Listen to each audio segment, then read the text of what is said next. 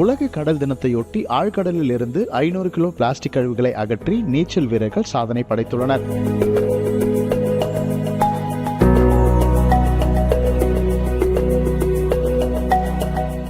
உலக கடல் தினத்தை முன்னிட்டு ஆழ்கடல் நீச்சல் வீரர்கள் மற்றும் கயாக் வீரர்கள் இணைந்து கடல் பாதுகாப்பு மற்றும் தூய்மை குறித்த விழிப்புணர்வு நிகழ்ச்சியை நடத்தினர். இதன் ஒரு பகுதியாக ராமேஸ்வரம் தனுஷ்கோடியிலிருந்து இலங்கையின் தலைமன்னார் வரை சுமார் 16 மணி நேரம் நீடித்த பயணத்தில் கயாக் படகுகள் மூலம் பயணித்த வீரர்கள் கடலில் மிதந்து வந்த மற்றும் ஆழ்கடலில் இருந்த பிளாஸ்டிக் கழிவுகளை அகற்றினர். மேலும் கடலூர் மற்றும் பழவேற்காடு உள்ளிட்ட கடலோர பகுதிகளிலும் ஆழ்கடல் நீச்சல் வீரர்கள் கடல் தூய்மை பணியில் ஈடுபட்டு மொத்தமாக 500 கிலோ பிளாஸ்டிக் கழிவுகளை அகற்றினர்.